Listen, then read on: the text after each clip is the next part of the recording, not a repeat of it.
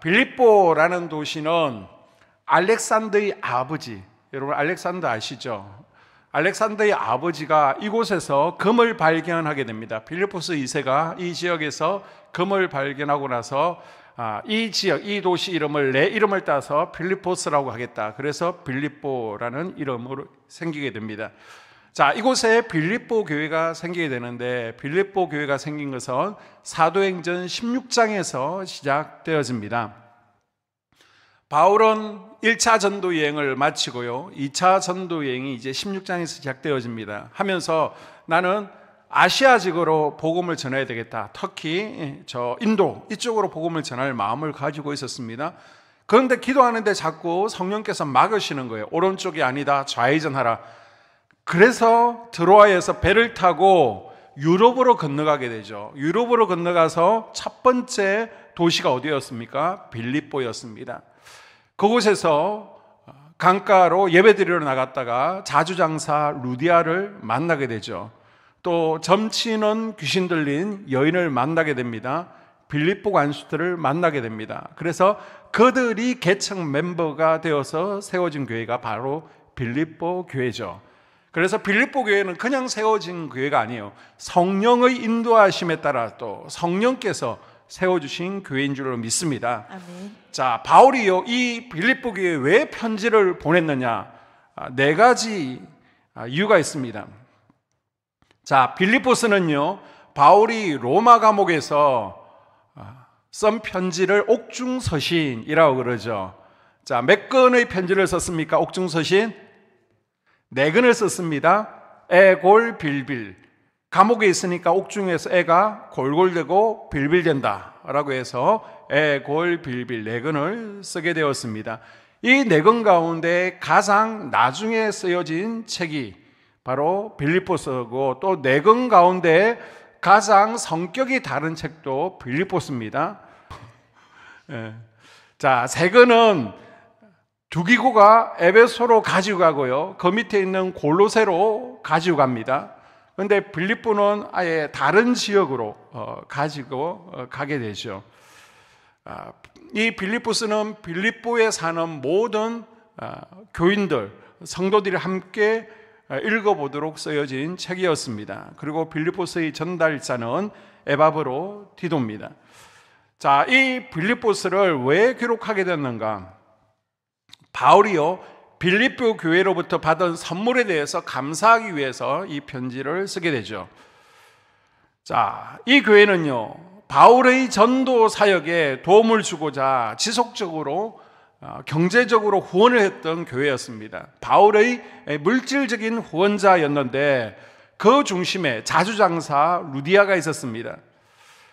그 당시 자주색 옷감을 입는다. 우리도 목사님들을 대표하는 일을 감독이라고 그러고요, 감독님은 목회자 가운하고 다르죠. 자주색 옷을 입습니다.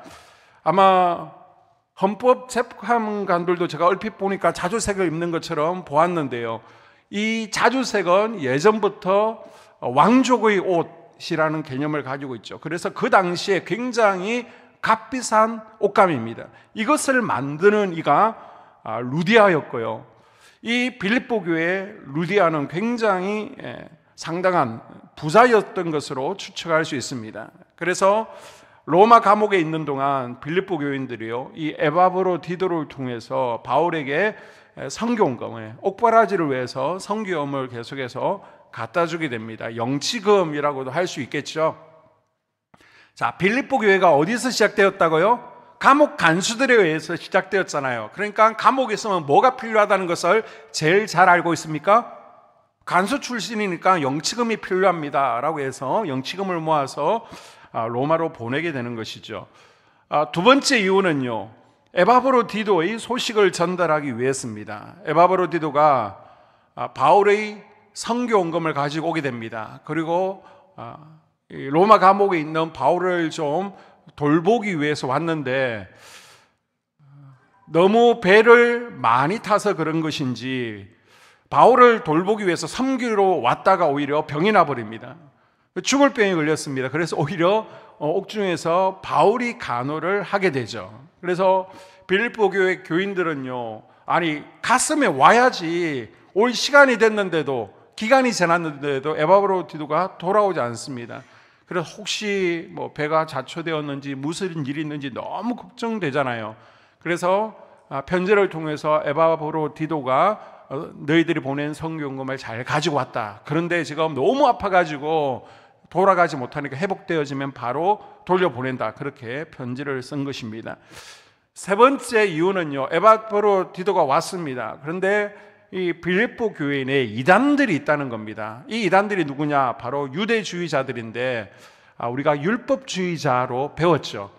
여러분, 구원은 무엇을 통해서 얻습니까? 오직 믿음.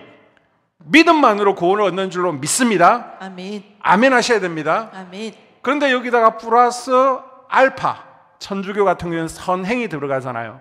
그런데 유대주의자들은 뭐가 들어가는 거예요? 할례를 행해야 된다는 겁니다. 할례. 그것에 대해서 바울은 아니다, 그렇게 얘기하는 것은 이단이다, 잘못되었다라고 얘기를 하는 것입니다. 이들을 조심하라는 거예요. 그 다음 네 번째 이유는요, 교회 내의 합, 일치를 위해서 편지를 쓰게 되죠. 성도들 간에 두 패로 나누어져서 다투고 있습니다. 그래서 주 안에서 한 마음을 품어라 라고 권고를 하게 됩니다. 자, 언제 쓰여졌느냐? 다시 한번 정리를 하겠지만은, 바울이 1차 로마 감옥에 투옥되어 있을 때 4권의 편지, 에골, 빌비를 썼다라고 그랬습니다. 3권을 묶어서 두기고가 한꺼번에 가지고 갔죠. 그리고 나서 제일 나중에 기록됩니다. 그래서 아마 62년 또는 63년경에 기록되었을 것으로 추측하고 있습니다. 자, 1장부터 들어가게 되면요, 1장은요, 바울이 이 감옥에 갇혀 있습니다. 이 감옥에서도 기뻐한다라고 고백하고 있습니다. 그래서 빌립보스를 기쁨의 편지라고 부르죠. 자, 1장에서 4장까지 제목도요, 기뻐하라는 겁니다. 1장은 감옥에서 기뻐하라, 2장에서는 함께 기뻐하라, 3장에서는 주 안에서 기뻐하라, 4장에서는 항상 기뻐하라. 무려 이 기쁨, 카라라는 단어가 16번이나 등장하고 있습니다. 바울은요, 성도들에게 기뻐하라 그러면서 자신은 감옥에서 막 불평하고 울고 있는 것이 아닙니다.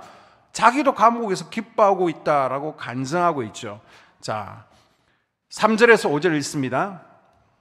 내가 너희를 생각할 때마다 하나님께 감사하며 간구할 때마다 너희 무리를 위하여 기쁨으로 항상 간구함은 너희가 첫날부터 이제까지 복음을 위한 일에 참여하고 있기 때문이라. 아멘. 자, 바울이 감사하고 기뻐하고 있는 이유가 무엇입니까? 빌립보 성도들과 사랑의 교제가 지속되고 있는 것으로 감사하고 있습니다. 바울은요, 빌립보 교회의 진심 어린 감사를 표현한 것은요, 빌립보 교회가 사도행전 16장에서 개척되어지죠. 그리고 지금까지 지속적으로 바울과 교제하고 있다는 것입니다. 혹시 표 준비되었습니까?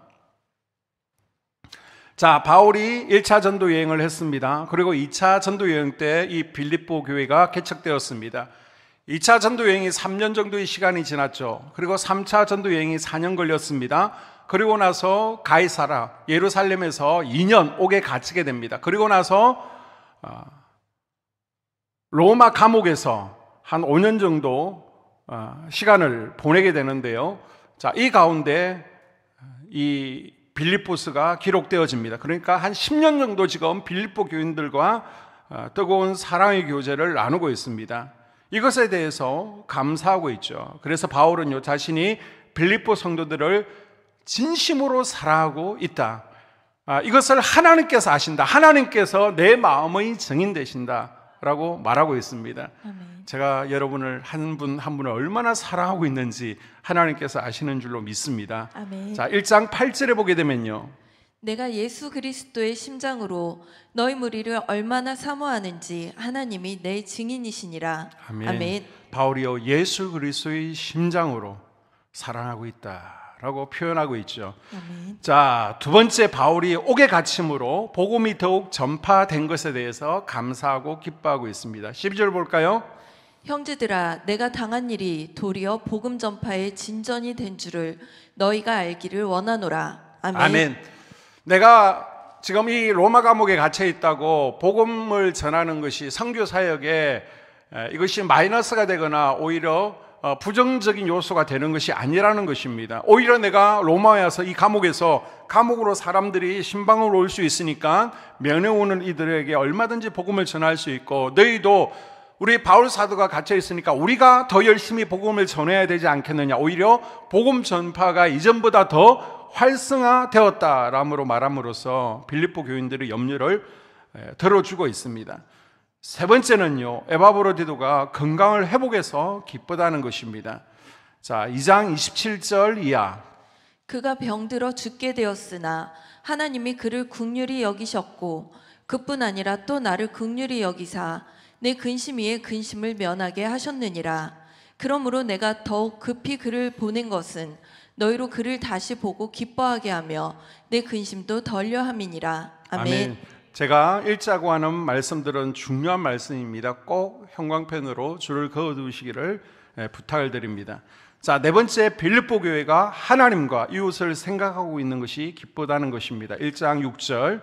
너희 안에서 착한 일을 시작하시니가 그리스도 예수의 날까지 이루실 줄을 우리는 확신하노라. 아멘. 자, 너희 안에서 착한 일을 시작하신 예수님께서, 자, 착한 일이 뭐라는 겁니까? 하나님과 이웃을 생각하고 있는 것이 착한 일이라는 것이죠. 이어서 바울은요, 1장 9절에서 11절까지 빌립보 교회에 대해서 감사하고 기뻐하면서 그들을 위해서 중보기도 하고 있습니다. 그 중보기도 내용이 두 가지입니다. 뭐냐? 자, 9절에서 10절을 먼저 읽어볼까요? 내가 기도하노라. 너희 사랑을 지식과 모든 총명으로 점점 더 풍성하게 하사 너희로 지극히 선한 것을 분별하며 또 진실하여 허물 없이 그리스도의 날까지 이르고. 아멘.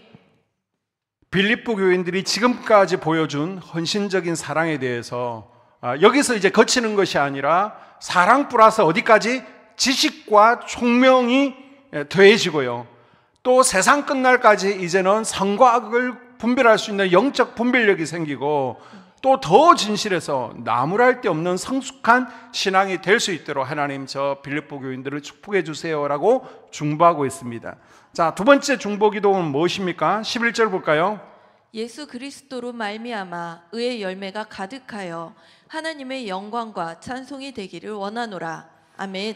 빌립보 교인들이 예수 그리스도로 말미암아 의의 열매가 가득해서 하나님께 영광과 찬송을 돌리기를 기도하고 있습니다. 아멘.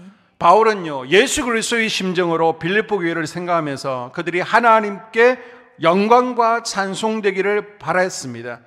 우리의 삶도 마찬가지입니다. 우리도 삶 가운데 성령의 9가지 열매들을 맺어감으로, 아멘. 전도의 열매를 맺어감으로 아멘. 하나님께 영광과 찬송이 되는 삶을 살 수 있기를 주의 이름으로 축복합니다. 아멘. 자, 바울은요, 자신이 로마 황제 재판을 기다리며 감옥에 갇혀 있는 상황을 12절에서 14절 설명하고 있습니다.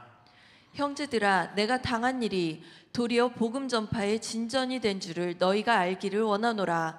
이러므로 나의 매임이 그리스도 안에서 온 시위대 안과 그 밖의 모든 사람에게 나타났으니 형제 중 다수가 나의 매임으로 말미암아 주 안에서 신뢰함으로 겁없이 하나님의 말씀을 더욱 담대히 전하게 되었느니라. 아멘. 아멘. 자, 바울이 지금 감옥에 갇혀 있다라고 그러니까 자꾸 지하 감옥에 갇혀 있는 걸로 오해하시는 분이 계셔서 다시 한번 설명드립니다.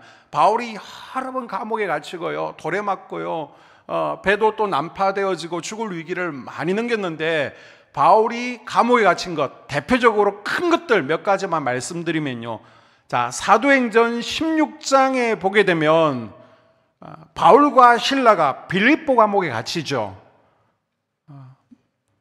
무당의 영, 점치는 귀신 들린 여인을 귀신을 쫓아내고 나서 감옥에 갇히게 됩니다. 이때 한밤가운데 찬양하고 옥문이 열리는 것을 경험했습니다. 빌립보 감옥에 한번 갇혔었죠. 그 다음 날이면 죽는 것인데 하나님께서 살려주셨습니다. 거기서 빌립보 교회가 시작되었습니다. 기억하시고요.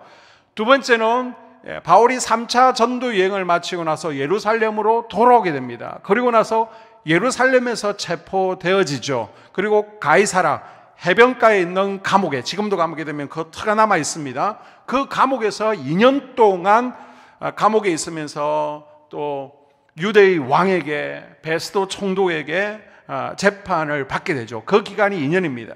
그러면서 그 기간 동안 나는 니네들에게 재판받지 않겠다. 나는 로마 시민권이 있기 때문에 황제에게, 지방법원이 아니라 대법원 가서 심판받겠다, 재판받겠다라고 그러면서 배를 타고요, 율리오의 호위 아래서 배를 타고 로마까지 가게 되죠. 그리고 나서 또 멜리데 섬에서 파손되어지는 우여곡절이 있었고요, 로마에 오게 되었습니다. 그리고 나서 재판받을 이들이, 황제의 재판을 받을 이들이 너무나 많습니다. 줄을 서 있습니다. 그래서 순서표를 뽑고 기다리는데, 그때 감옥을 얘기하는 건데, 이것은 우리가 생각하는 감옥이 아니라 가택연금을 당하는 겁니다. 거기서 집을 하나 구하는 거예요. 그리고 거기에서 딱 붙들려서 집 밖으로 나오지를 못합니다. 예전에 우리가 예를 들어 YS, DJ 이런 분들이 정치적인 문제로 가택연금 상태에 있었잖아요. 그것처럼 사도 바울도 지금 가택연금을 당한 것을 그냥 바울이 감옥에 갇혔다, 1차 로마 감옥이라고 표현하는 겁니다. 그러니까 지금 마음대로 사람들이 오고 가고 복음을 전할 수 있는 것이고요, 또 옥바라지도 가능한 것이고, 또 거기서 애골빌빌 옥중서신 4권을 기록할 수 있었던 것입니다. 자, 그리고 나서 풀려나고 나서 디도서, 또 디모데 후서를 기록하고 나서 다시 AD 67년에 네로 왕자 때 로마에다가 누가 불을 질렀느냐, 기독교인이. 그래서 다시 한번 바울이 갇히게 되죠. 그때가 진짜 이제 지하 감옥에 갇히게 된 겁니다. 그리고 사형을 당하게 된 것이죠. 그래서 우리가 바울이 감옥에 갇혔다라고 얘기했을 때 빌립보 감옥인지, 아니면 가이사랴 감옥인지, 아니면 지금 가택연금 로마 1차 감옥인지, 아니면 죽기 전에 그 감옥인지를 좀 구별하셨으면 좋겠습니다. 지금은요, 가택연금 상태입니다. 지금 가택연금 당한 상태에서 자기의 영향을 받아서 두 부류의 전도자들이 생겼다라고 얘기하고 있습니다. 첫째는요, 착하고 순수한 뜻으로 복음을 전파하는 사람들이 생겨났다는 것입니다. 둘째는요, 자기에 대해서 거룩한 시기심을 가지고 또 복음을 전파하는 사람들이 생겨났다는 겁니다. 자, 15절에서 17절 한번 읽어볼까요? 어떤 이들은 투기와 분쟁으로, 어떤 이들은 착한 뜻으로 그리스도를 전파하나니, 이들은 내가 복음을 변증하기 위하여 세우심을 받은 줄 알고 사랑으로 하나, 그들은 나의 매임에 괴로움을 더하게 할 줄로 생각하여 순수하지 못하게 다툼으로 그리스도를 전파하느니라. 아멘. 자, 한 부류는 바울이 복음을 전하다가 잡혔습니다. 이 복음 전하는 일은 중단되어질 수 없다. 저 바울도 복음 전하다가 잡혔는데 우리는 더 전해야 되지 않겠느냐, 그러면서 또 아주 착하고 순수한 마음으로 복음 전하는 일들이 일어났습니다.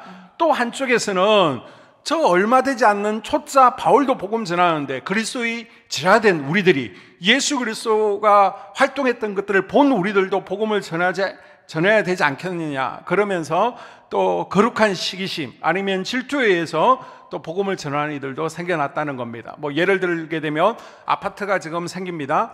그러면 정말 거룩한 마음으로 한 영혼에도 복음을 전하기 위해서 전도지를 들고 나가서 한 영혼에게 복음 전하는 이들도 있을 것이고, 아파트가 있으면 이제 전도대가 천막을 치죠. 무슨 교회 쭉 아파트 입구에 각 교회마다 텐트를 치고 물병도 나눠주고 기념품도 나눠주면서 우리 교회 오세요, 본인 교회들을 홍보하고 있습니다. 그때 아니 우리 교회가 빠지면 되겠습니까? 우리도 나가서 텐트 치고 전도합시다.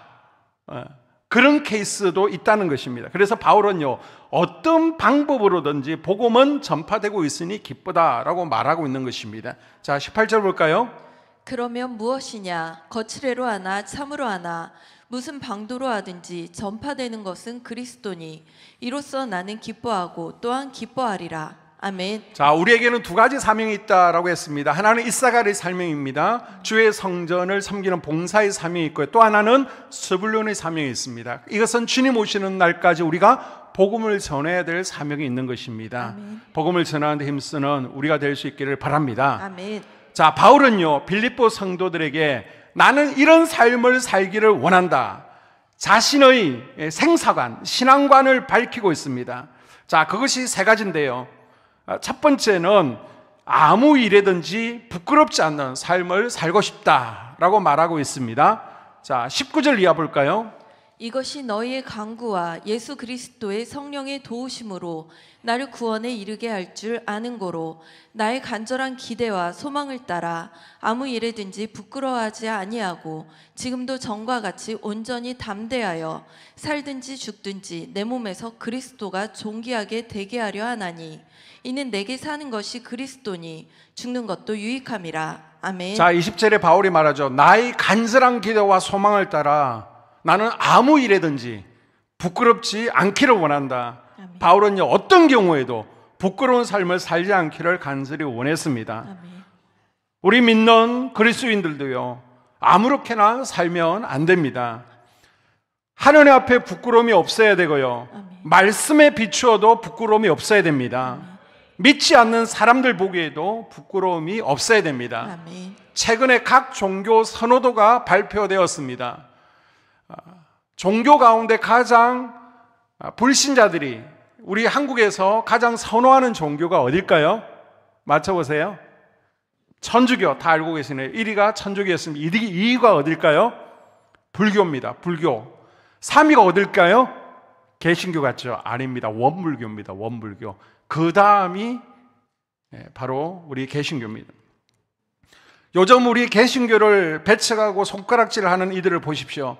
그들 가운데에요, 예수님이 싫다는 이들은 없습니다.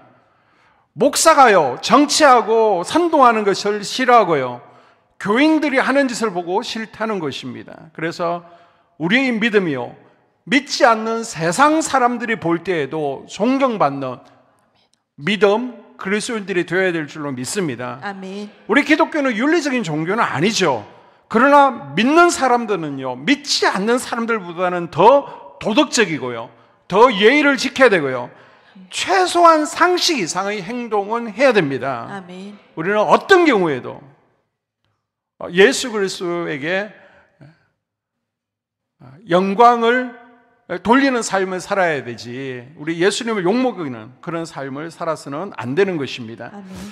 두 번째, 바울은요, 내 안에서 그리스도가 나타나는 삶을 간절히 소원합니다. 자, 20절 하반부 말씀을 보게 되면 살든지 죽든지 내 몸에서 그리스도가 존귀하게 되기를 원한다라고 했고요. 아멘. 21절 말씀을 보게 되면 내가 사는 것이 아니라 내 안에 그리스도가 산다라고 했습니다. 이 말을 간단히 말하면 중생했다는 것입니다. 우리가 진짜 능력 있는 삶을 살기를 원한다면 다른 것이 필요한 것이 아닙니다. 우리가요, 거듭나면 되는 거예요. 아멘. 오늘날 교회의 고민이 무엇입니까? 코로나 이후에 왜 교인들이, 큰 교회들은 반토막이 났다, 최소한 교인들이 20% 30% 줄었다라는 얘기가 나오고 있습니까? 그 가운데 중생하지 않은 가라지들이 많이 있었다는 것입니다. 아직도 내 안에 그리스도가 사는 것이 아니라 내가 살아있고요, 그리스도를 따르는 것이 아니라 사람을 따르고 있다면 우리가 한번 점검해 보셔야 됩니다. 우리의 인간관계가 자꾸 파토나고요, 교회 생활을 잘 못하는 이유는요, 내 성격이 더럽기 때문이 아닙니다. 오직 한 가지, 우리가 거듭나지 못했기 때문이죠. 우리가 거듭나기만 한다면 우리의 성품, 우리의 성격대로 하나님께서 멋지게 사용하십니다. 아멘. 아브라함을 보십시오. 아브라함은 나약했잖아요. 의심이 많았잖아요. 우유부단했잖아요. 그러나 거듭나니까 믿음의 조상이 되었습니다. 모세는요, 비판적인 성격이었습니다. 그러나 중생하니까 출애굽의 지도자가 되잖아요. 아멘. 베드로는 다혈질 성격이었지만 거듭나니까요, 우직하고 충성스러운 제자가 되었습니다. 바울은요, 칼 같은 성격을 가졌지만 중생하니까 기독교의 뼈대를 칼같이 세우는 신학자, 기둥의 역할을 감당했습니다. 아멘. 각기 성격은 달랐지만 중요한 것은요, 이들 모두 거듭났다는 것이죠. 아멘. 성령 충만했다는 것입니다. 아멘. 우리가 거듭나고 성령 충만해서 이제는 내가 사는 것이 아니라 내 안에 그리스도가 산다고 고백할 때 우리가 다른 사람들에게 인정과 칭찬받고 또 하나님께서 기뻐하시는 그리스도인들이 될 줄로 믿습니다. 아멘. 자, 세 번째는요, 바울은요, 그리스도를 위해 피를 흘리고 헌신하는 삶을 살고 싶다 라고 고백하고 있습니다. 21절 하반부 말씀을 보게 되면 바울은 이제 내가 사는 것이 그리스도니 내게 사는 것이 그리스도니 죽는 것도 유익함이다 라고 고백하고 있습니다. 아멘. 이 말은요, 살아도 누구를 위해서? 그리스도를 위해서. 죽어도 누구를 위해서요? 그리스도를 위해서 죽는다는 뜻입니다. 아멘. 이 점을 로마서에서는 우리 중에 누구든지 자기를 위하여 사는 자가 없고 자기를 위하여 죽는 자도 없도다.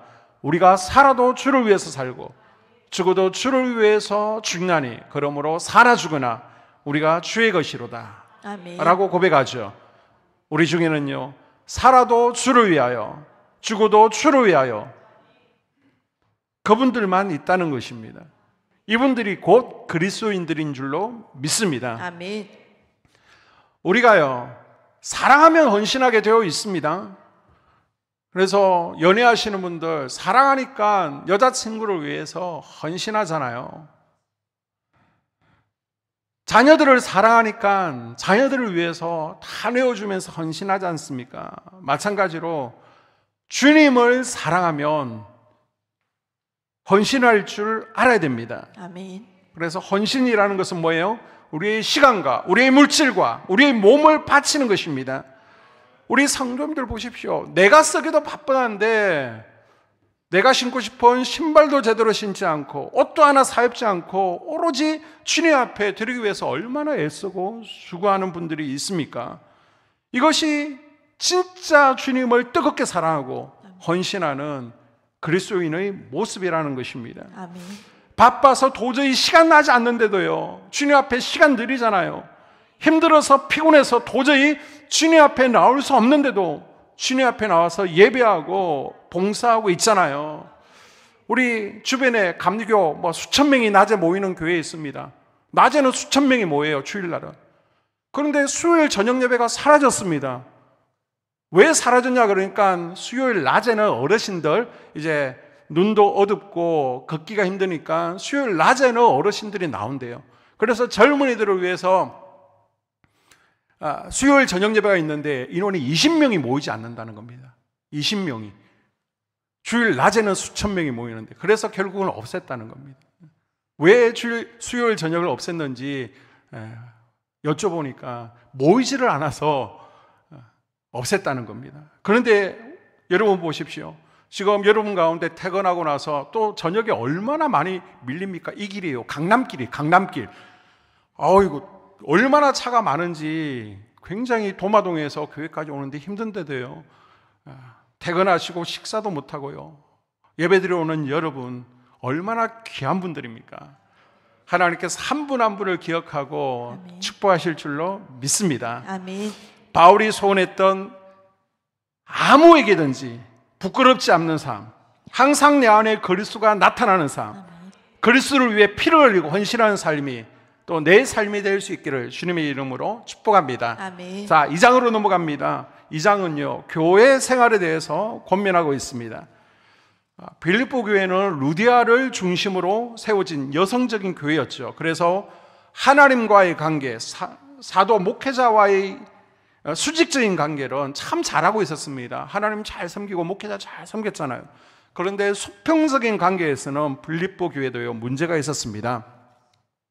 이 빌립보 교회는요, 유오디아파, 그 다음 순두계파, 두 파로 나뉘어져 싸우고 있는 것입니다. 아마 학자들이 추측컨대 이 두 여인은 빌립보 교회의 핵심 인물들이지 않았을까. 아마 루디아 이름이 둘 중에 한 명일 것이고 또 한 그룹이 있었을 거로 추측하는 겁니다. 자, 이들이 왜 다투는 것입니까? 아마 이들이 지금은 여성교회 직전 회장, 현 회장 그 정도 되겠죠. 이들이 선교할 때 우리가 누구를 선교할 것이냐, 얼마큼 선교할 것이냐, 그것 가지고 다투는 겁니다. 교회 내에서 선교비 마련을 위해서 치약을 팔 것이냐, 고기를 팔 것이냐, 그런 것 가지고 막 다투는 것입니다. 자, 이런 상황 가운데 바울은요, 교회 내의 다툼에 대해서 이렇게 권면하고 있습니다. 그것을 살펴보고 마치겠습니다. 첫째는요, 한 마음 한 뜻으로 하나 되라는 것입니다. 아멘. 지금 빌립보 교회는요, 복음 전파에 대한 열정이 있습니다. 목회자에 대한 사랑이 있습니다. 하나님에 대한 사랑이 있습니다. 그런데 내부적으로는요, 서로 갈등하고 분열이라는 상처를 안고 있습니다. 바울은요, 우리 성도들이 사랑으로 하나 되기를 촉구하고 있습니다. 2장 2절. 마음을 같이하여 같은 사랑을 가지고 뜻을 합하며 한 마음을 품어. 아멘. 자, 하나 되는 방법이 뭐라는 겁니까? 그리스도 안에서 살라는 것이죠. 2장 1절. 그러므로 그리스도 안에 무슨 권면이나 사랑의 무슨 위로나 성령의 무슨 교제나 긍휼이나 자비가 있거든. 아멘. 자, 그리스도 안에 하나 있을 때 하나 될 수 있다는 것입니다. 아멘. 그리스도 안에 사는 삶은 권면한 삶, 사랑의 위로가 있는 삶, 성령의 교제가 있는 삶, 그리고 긍휼과 자비가 있는 삶이라고 말하고 있습니다. 아멘. 성도들이요, 그리스도 안에서, 주 안에서 사랑으로 한 뜻 한 마음이 되라는 것입니다. 아멘. 두 번째는요, 빌립보 성도들에게 다툼과 허영으로 주의 일을 행하지 말고 예수님의 마음을 품고 겸손한 마음으로 행하라라고 권면하고 있습니다. 사람들이 왜 다툰다는 겁니까? 왜 허영을 품는다는 겁니까? 3절 말씀을 보게 되면요, 아무 일에든지 다툼이나 허영으로 하지 말고 오직 겸손한 마음으로 각각 자기보다 남을 낮게 여기고. 아멘. 왜 다툰다는 거예요? 겸손하지 못하기 때문이죠. 내가 당신보다 낫다. 직전에 당신이 여성교회 회장으로 한 것보다 내가 더 잘하고 있어. 아니, 네가 더 못하고 있어. 그것 때문에 지금 싸우고 있다는 것입니다. 이 겸손을 권하는 말씀을요, 우리가 받아들일 때는 겸손, 우리가 당연한 기독교 덕목으로 잘 받아들이죠. 근데 사도 바울이 이 편지를 쓸 당시에는요, 아주 겸손이라는 것은 파격적인 말씀입니다. 왜요? 그 그리스 시대에는 겸손이라는 단어가 존재하지 않습니다. 바울 서신 이전에는 겸손이라는 단어가 없고요, 헬라 문서에는 이런 겸손이라는 단어가 나오지 않습니다. 왜요? 헬라 사람들은 최고, 앞서는 것, 승리, 성공, 이긴 자, 이런 것들을 좋아하고요, 이 겸손이라는 것은 비천한 것이다, 소극적인 것이다, 이거는 노예 근성이다. 그래서 부정적인 생각을 가지고 있었습니다. 이런 겸손에 대해서 아주 부정적인 생각을 가지고 있는 이들에게 이런 마음 때문에, 이런 태도 때문에 분란이 생기고 갈등이 있다는 것입니다. 그래서 사도 바울은요, 기독교의 덕목인 겸손한 마음을 가지고 하나 되어야 된다라고 권면하고 있습니다. 왜요? 하나님과 동등하신 예수 그리스도께서 낮추고 낮추셨기 때문이라는 거예요. 아멘. 이건 비천한 것이 아닙니다. 소극적이고 노예 근성이 아닙니다. 그래서 예수님을 본받는 것이 우리를 낮추고 또 낮추는 방법이라는 것입니다. 아멘. 세 번째는요, 다른 사람의 일을 돌아보라는 것입니다. 겸손은요, 소극적으로 남을 나보다 낮게 여기고 조용히 있는 것만이 아닙니다.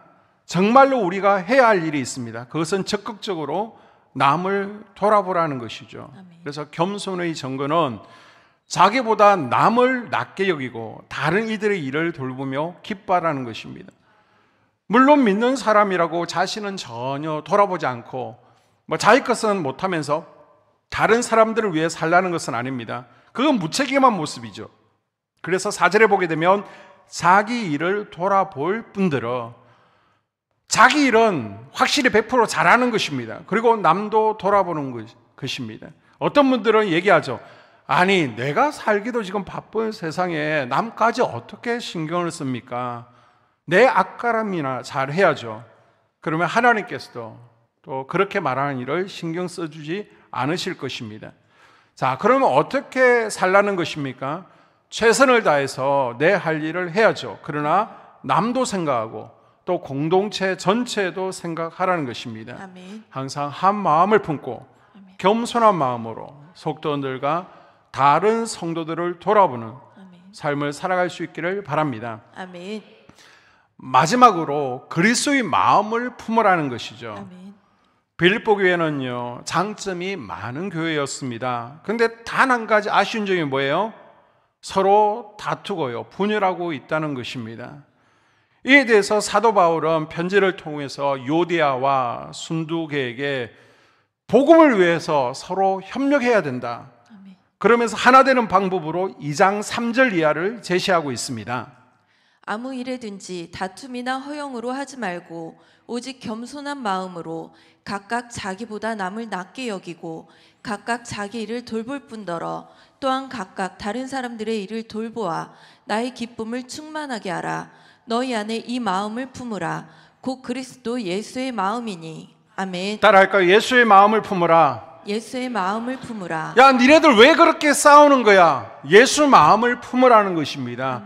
둘 다 똑같이 예수님의 마음을 품으면 싸우지 않게 된다는 것입니다. 아멘. 예수님의 마음은 어떤 마음입니까? 자기를 비우는 마음이죠. 아멘. 2장 6절과 7절에 보게 되면 그는 근본 하나님의 본체시나 하나님과 동등됨을 취할 것으로 여기지 아니하시고 오히려 자기를 비워 종의 형체를 가지사 사람들과 같이 되셨고. 아멘. 아멘. 자, 예수님은 하나님과 동등하십니다. 믿습니까? 아멘. 이걸 우리가 신학적으로 기독론 또는 그리스도론이라고 그러거든요. 그러나 일부러 자기를 낮추셨습니다. 그것처럼 우리가 하나님 나라 확장을 위해서 주의 성전을 세워가기 위해서 예수님의 마음을 품고 어떻게 하라는 거예요? 내가 낮아지라는 것입니다. 아멘. 내 생각을 버리라는 것입니다. 아멘. 비우라는 거예요. 아멘. 두 번째는 뭐예요? 순종하는 마음을 가지라는 것입니다. 아멘. 8절에 사람의 모양으로 나타나사 자기를 낮추시고 죽기까지 복종하셨으니 곧 십자가에 죽으심이라. 아멘. 주님은 죽기까지 복종했습니다. 아멘. 그래서 진짜 순종은요, 좋은 일에만 아멘 순종하는 것이 아니라 나에게 손해될지라도 힘들지라도 아멘 순종할 수 있다는 것입니다. 아멘. 여러분, 겸손은 뭐예요? 건산에 이번에 팀장 좀 하세요. 아이고, 저는 부족해서 못합니다. 이건 겸손이 아니라 교만이라는 것입니다. 교만. 내 목사님 부족하지만은 제가 기도하면서 최선을 다해 보겠습니다. 기도로 밀어주세요. 이런 태도가 순종의 모습이고 겸손의 모습이라는 것입니다. 아멘. 자, 이렇게 9절에서 11절 보게 되면요, 겸손한 자, 순종하는 자, 주님의 마음을 품은 이들에게 축복이 예배되어 있습니다. 뭐예요? 주님께서 높여주시는 것입니다. 아멘. 모든 이름 위에 뛰어난 이름을 주셔서 하늘에 있는 자들과 땅에 있는 자들과 땅 아래에 있는 자들로 모든 무릎을 예수의 이름에 꿇게 하셨습니다. 아멘. 그리고 모든 입으로 예수 그리스도를 주라 시인하여 하나님 아버지께 영광을 돌리게 하셨습니다. 아멘. 우리가 이렇게 예수 그리스도의 마음을 품고 우리를 낮출 때에, 순종할 때 우리를 높여주신다는 거예요. 아멘. 대적자들을 무릎 꿇게 하신다는 것입니다. 아멘. 이것이 하나님께 영광 되어지게 한다는 것입니다. 아멘. 자, 빌립보서 1장과 2장 오늘 정리합니다. 여러분, 바울 서신은요, 바울 서신은 우리에게 이 땅에서 교회 생활을 어떻게 해야 되는지, 그리스도인들이 어떻게 살아가야 되는지 교훈을 주는 책들로 생각하시면 됩니다. 실제적인 삶 가운데 우리가 어떻게 말하고 생각하고 행동하고 신앙생활을 해야 되는지를 보여주는 것이 바울 서신들이다 라고 생각하시고요. 자, 바울은 나는 어떤 삶을 살기를 원하는가를 통해서 빌립보 성도들에게 어떤 삶을 살아가야 될지를 교훈하고 있는 것입니다. 그게 뭐예요? 첫째, 부끄럽지 않은 삶을 살라는 거예요. 두 번째는 뭐예요? 그리스도를 드러내는 삶. 너희는 그리스도의 편지라. 그리스도의 향기를 드러내는 삶을 살라는 것입니다. 아멘. 세 번째는요, 예수님께서 나를 위해 죽으셨는데 이제는 예수님을 위해서 피 흘리고 헌신하는 삶을 살라는 것입니다. 아멘. 마지막은요, 교회 생활할 때 어떻게 하라는 거예요? 한 마음 한 뜻으로 하라는 거예요. 아멘. 다툼이나 허영을 버리고 겸손하는 것입니다. 아멘. 좀 다른 성도들도 돌아보라는 거예요. 아멘. 그리고 그리스도의 마음을 품으면 하나 될 수 있다는 것입니다. 아멘. 우리가 그렇게 하나님을 기쁘시게 하고 또 주님을 기뻐하는 삶을 살아갈 수 있기를 주의 이름으로 축복합니다. 아멘.